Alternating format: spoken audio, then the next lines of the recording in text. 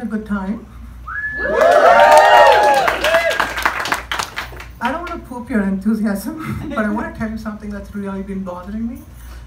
I wanted to talk something about, I'm going to lower it a little bit, it's on my head. I'm going to talk about shame.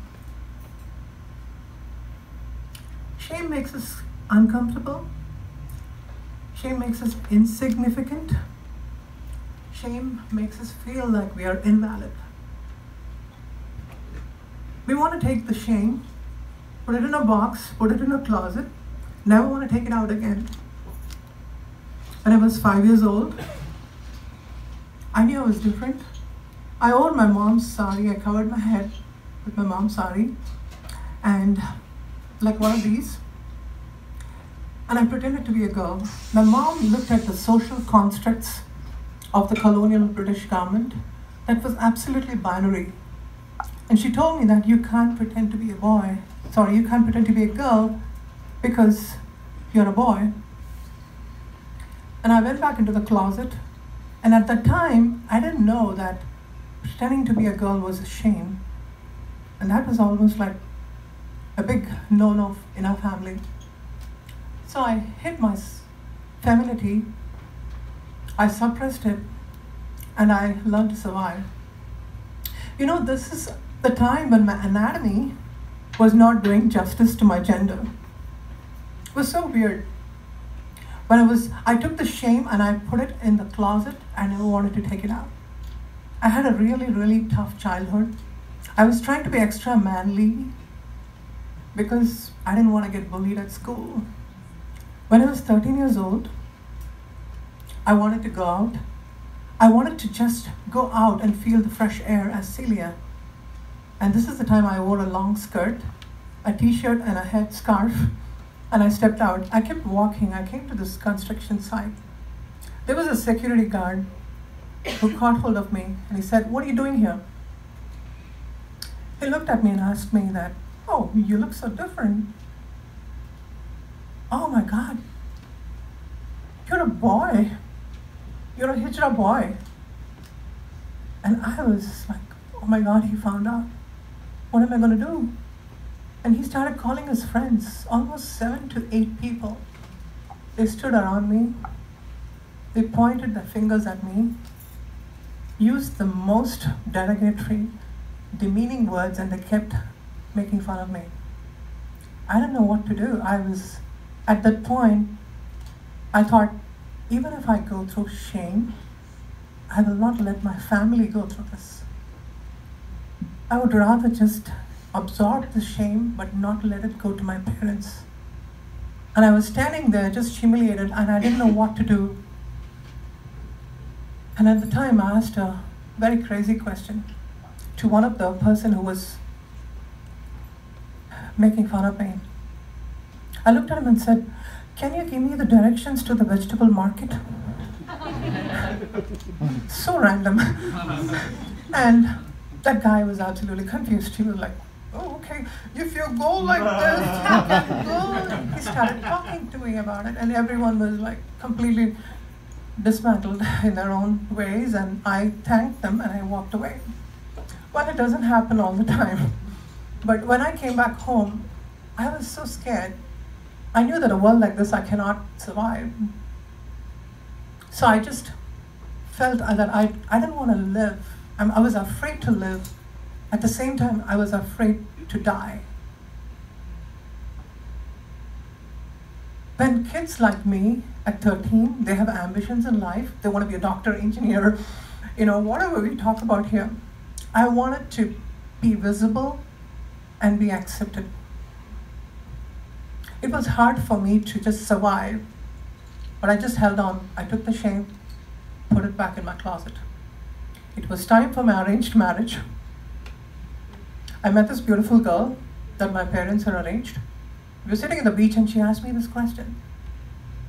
"So, do you have anything interesting in your life or anything that you're ashamed of?" I was too egoistic. I said, "I think I'm good." She said, "Okay, seriously, I didn't have the balls to tell that I was going through a problem. No, seriously, literally, I didn't have the balls. It was so small.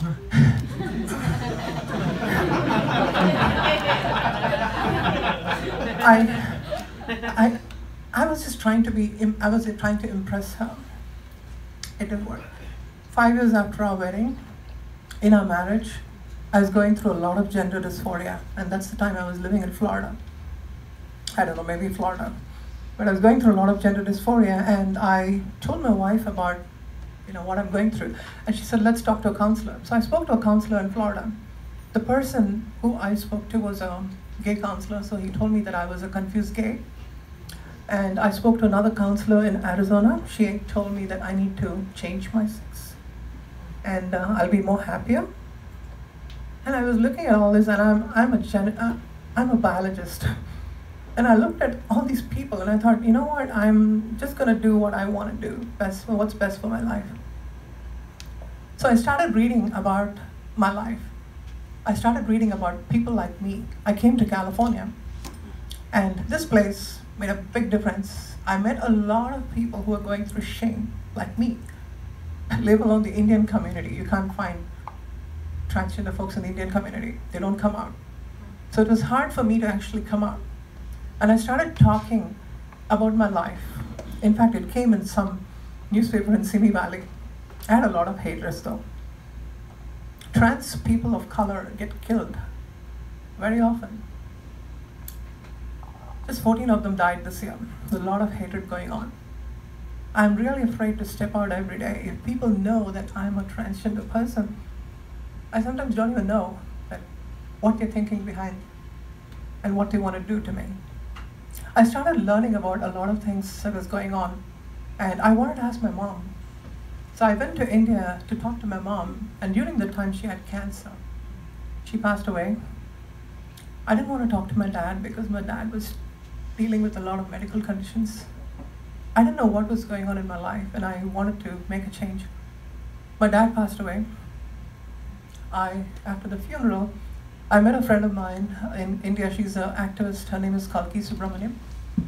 I spoke to her and asked her what's going on, and I wanted to spend some time with you. So I spent a couple of days with the Hijra community in Tamil Nadu. They're called Albanis. Sometimes they're called Tirunandai in Tamil. I spent some time with them. I understood that in the world, all of those people, everybody is the same. They have the same heart, the same blood. But they're born differently doesn't mean they have to be discriminated. And interestingly, I wanted to go out. So I went out in a maxi dress in India, can you imagine?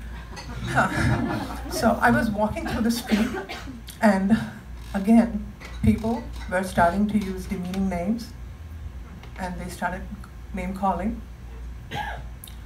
And I was just walking by, I just ignored them. My friend actually stopped them and corrected the person who was actually making fun of me.